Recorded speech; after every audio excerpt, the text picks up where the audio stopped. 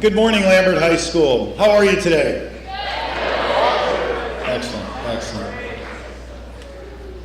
Well, most of you know me. My name is Gary Davison, principal here at Lambert High School, and I wanted to welcome you all as honored guests, our students that we wanted to have come in and hear a piece of American history. Today we are very blessed and honored to have Ambassador Andrew Young visiting with us today. But before we get there, I wanted to do a couple of other things. First of all, if you have a cell phone or other device, could you please place it in the silent mode for me? I would greatly appreciate that. We also have some other honored guests I would like to introduce to you today. Members of our Board of Education are here to see Ambassador Young. We have Ms. Ann Crow, member of Board of Education, Ms. Kristen Morrissey, member of our Board of Education, and Mr. Tom Cleveland, member of our Board of Education. As well as we have Dr. Cindy Salome, Associate Superintendent in charge of secondary schools, and we have Superintendent of Schools, Dr. Buster Evans, in the house with us today. So please welcome him for me.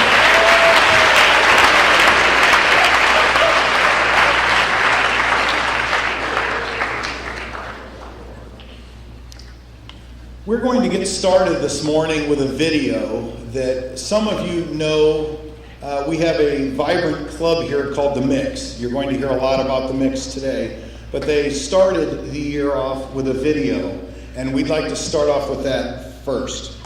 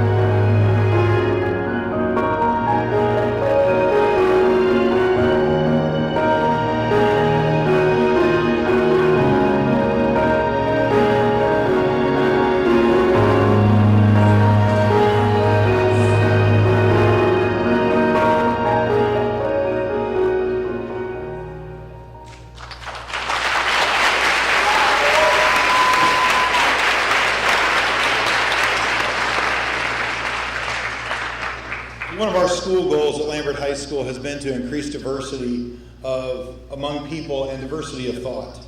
And 2 years ago, a young lady came to see me in my office, and she said, "Dr. Davison, I have a proposal for a club I'd like to start." And she said, I know what one of your goals is. I know how important it is for you that everyone get along and do really well together. And she said, I want to really try and make some change here at this school and do it in a really positive fashion. So we had a chance to talk, And as with many people that position clubs, you want to give them all the support you can and really try and make it a student-led club as much as possible. In the last 2 years, Angel Edwards has taken this club from an idea into fruition that has really begun to make some substantial change in a very large high school. Guys, I don't know if you realize how hard that is to do. And she's done it with a smile on her face every day. She has a smile that lights up the room and a heart that lights up the school. So without further ado, I'd like to introduce Angel Edwards.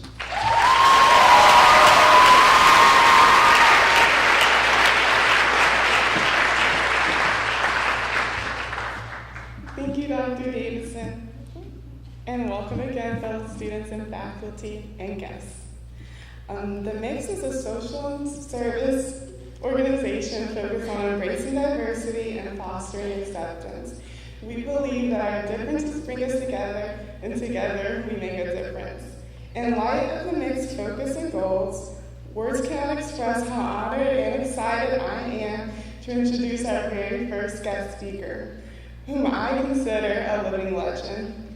Ambassador Young made a difference through his service as an ordained minister. He made a difference as he fought alongside Dr. Martin Luther King Jr. during the Civil Rights Movement to bring justice to the oppressed and disenfranchised. He made a difference in Congress when he worked to establish the U.S. Institute of Peace. He made a difference through his many contributions as UN Ambassador, Mayor of Atlanta, and co-chair of the Atlanta Olympic Committee. And Ambassador Young continues to make a difference through the Andrew Young Foundation, promoting education, health, leadership, and human rights in the United States, Africa, and the Caribbean.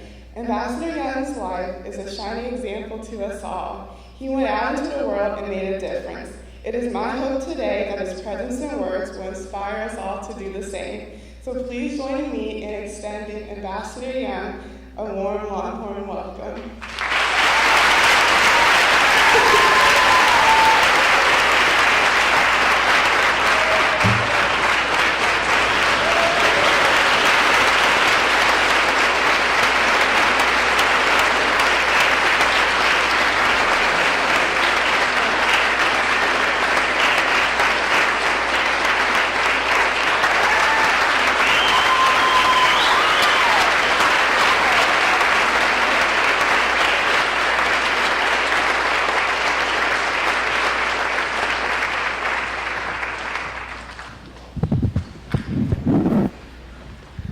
I think I'll just take this and sit down. Is that okay?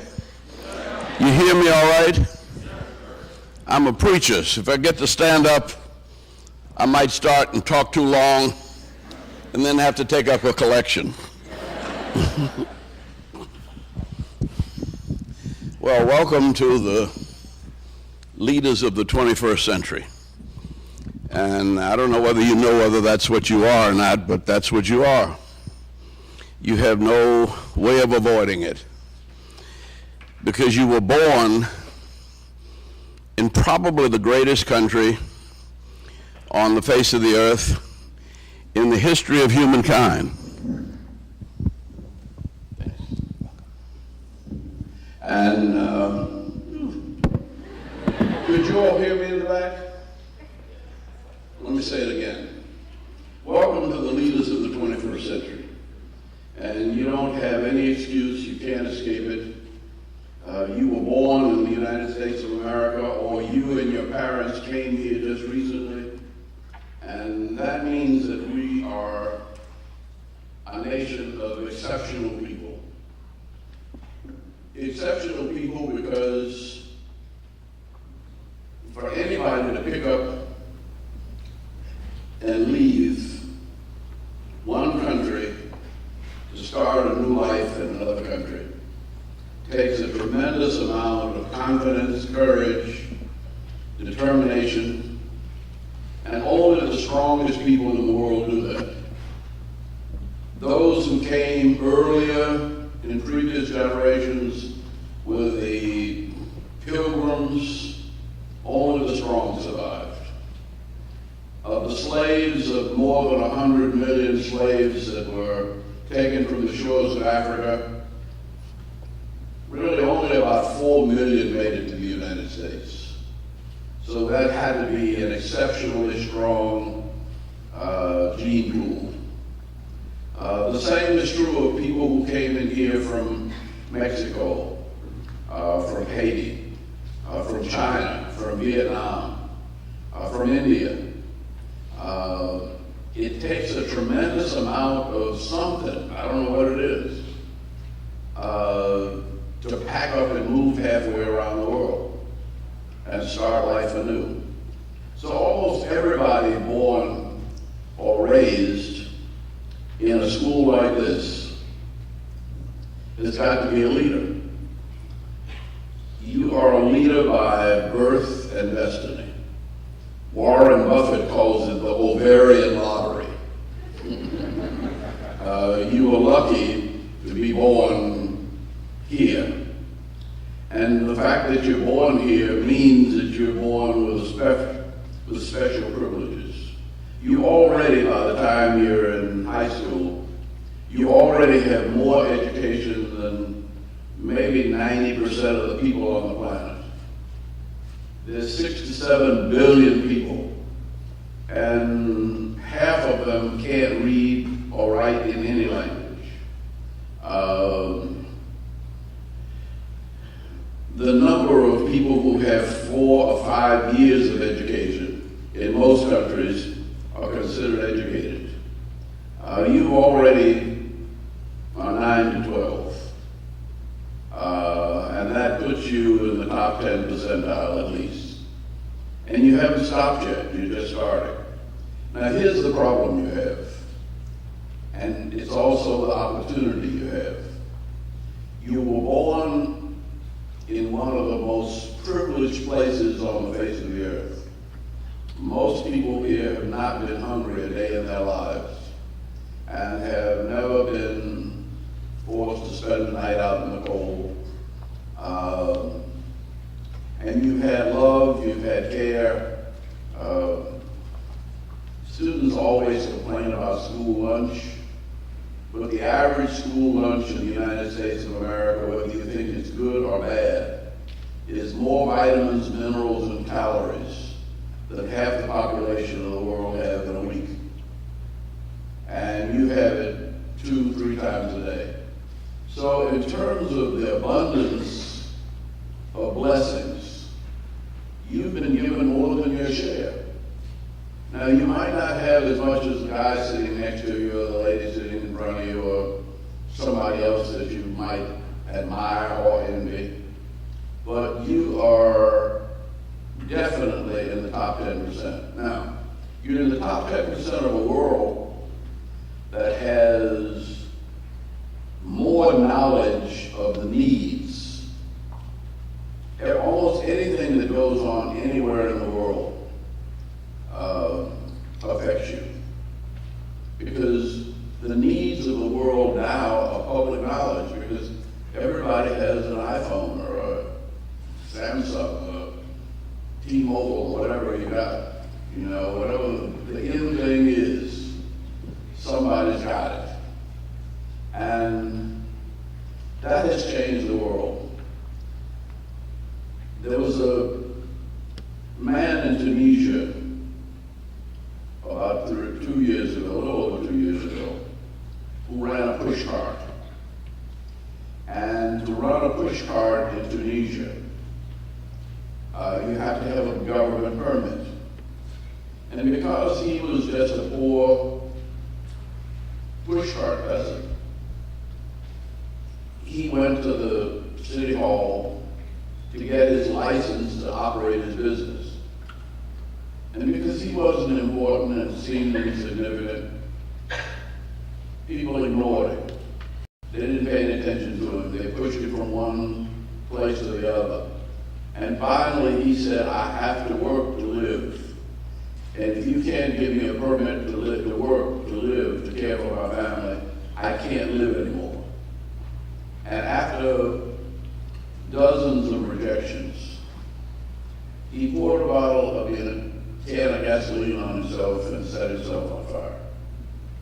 Now, normally in the world that I grew up in, that would have been a non-incident. But in your world, there must have been 20, 25 people with phones or cameras, and they took pictures of it. And it went on the internet. And it went on the internet, and in a matter of weeks, it caused something called the Arab Spring. Now, we misread it. We said people were fighting for democracy. He didn't care about democracy. He wanted a job. And he wanted the right to work and take care of his family. And most of what we see around the world now is people who want to find ways to be a part of what you and I take for granted. So we have the capacity to understand the world's needs better than ever before.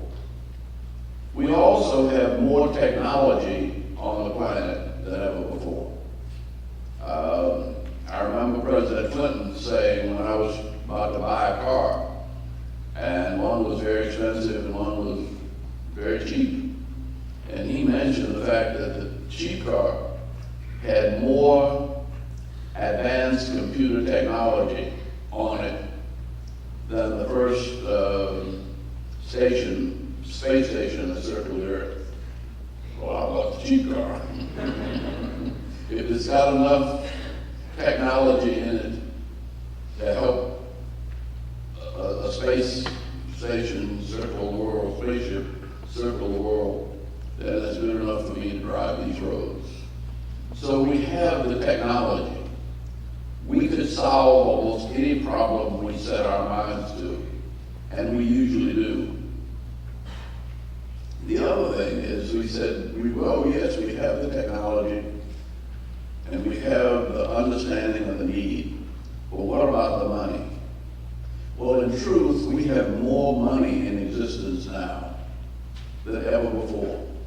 There's really no need of the United States being in debt, because there is somewhere between 21 trillion and 40 trillion dollars that people are putting in tax havens. Now, I'm not condemning them. I'm simply saying that they've made a lot of money and they're afraid to lose it. And in most of the places of the world, it's dangerous to invest big money because the economies are kind of shaky. They're not responsible. The governments are likely to be corrupted and want you to pay somebody to do something that they're already being paid for. And there are all kinds of problems around the world about investing money. But there's no shortage of money, there's no shortage of technology, and there's no shortage of need. And the challenge that you're going to face is to develop a vision and a tactical plan to get the money, the need, and the technology together and make the world make sense. Now, that shouldn't be too hard, should it? Well, it is. It's hard because there are 200 different nations at least, maybe 210. About 200 belong to the United Nations. We had 200 nations come here to participate in the Olympic Games. And you never know where the market of the future is, and you never know where the raw materials and the resources of the future might be discovered. God had to have a sense of humor because he made us all different. And we think we're different. But even in Nigeria, where everybody's black, skin color, there are 350 different tribal languages. So it's almost impossible for them to do anything. But what they decided to do was they decided to put their tribal languages on the back burner, and they all learn English. So everybody is learning English in Nigeria. Simply because that was the only way for them to compete. But when you do business in Nigeria, you can't do business just in English. You have to understand the 350 cultures that are speaking English, but they might be thinking in some other different manner and have a different value system. So the most valuable thing about the education that we are giving you in these United States of America, and particularly in the metropolitan Atlanta area, is that you get a chance to meet the world in your classroom. Now, down at Georgia State, we have 159 different nationalities. Georgia Tech probably has at least 140. Georgia Tech right now graduates more Hispanic engineers than any school in the world. And there are more female engineers coming out of Georgia Tech than ever before. There are also more black engineers coming out of Georgia Tech than any other school in the world. And that, I think, is going to give us an Atlanta, metropolitan Atlanta advantage. And the reason is that our airport is the biggest in the world. And we have grown, since I was mayor, we had about 1 million people in this metropolitan area. There are now about 6 million people. We had no German companies when I came to be mayor. We went to Germany and we invited the German companies to come to Atlanta because they had money and they had products that we needed. And so during the time I was mayor, 300 German companies moved into Atlanta, 300 Japanese companies. Altogether, 1,100 companies moved into this metropolitan area. And they didn't bring many workers with them, but they brought their families with them. And so one of the reasons why we are so diverse is that we went out into the world and we told people that you can't do business in today's world unless you do business in the American marketplace. And the best place to do business in the American marketplace is the metropolitan Atlanta area in the state of Georgia. And so I went to the German embassy about a month or so ago and I said, you know, we used to have 300 German companies here. Are they still here? He said, we now have 1,500.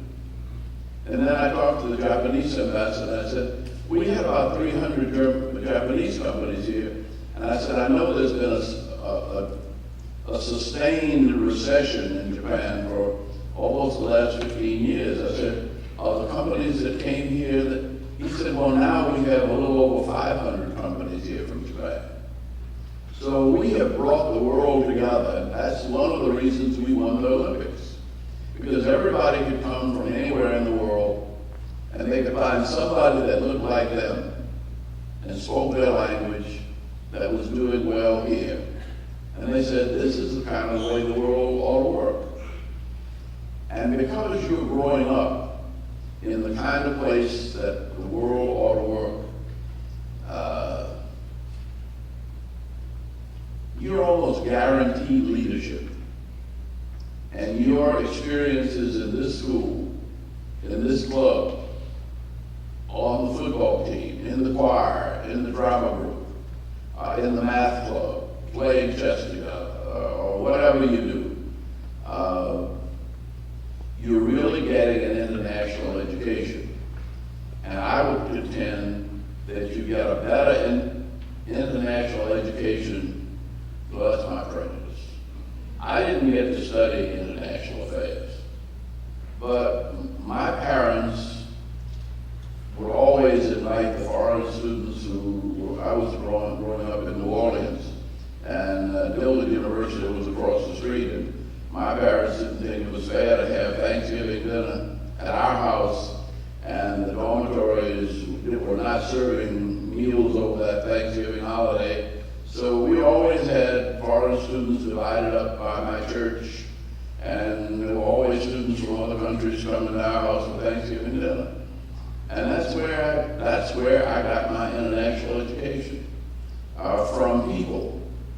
and from my classmates. I found that that was far more accurate than anything I could read in the books. And so, just being who you are, where you are, guarantees you global leadership. What that means in your life, I'm not sure. It doesn't have to mean a whole lot. It will mean certainly that you will have access to better products. It means that you go to different restaurants and you eat different styles of food. It means that when you put on a coat, I put on a coat, my wife bought me a sport coat a couple of years ago, and it looked just like this. But when I looked at the label, it was made out of bamboo. But it felt just like wool or even cashmere. It felt smooth. And it didn't wrinkle that good. And it came from Bangladesh. Because they learned how to make cloth out of bamboo because they grow so much bamboo. I'm saying the inventions of the world are going to change your lifestyle. And you're going to be responsible for helping the rest of the world to share in the values of democracy and freedom and respect for difference.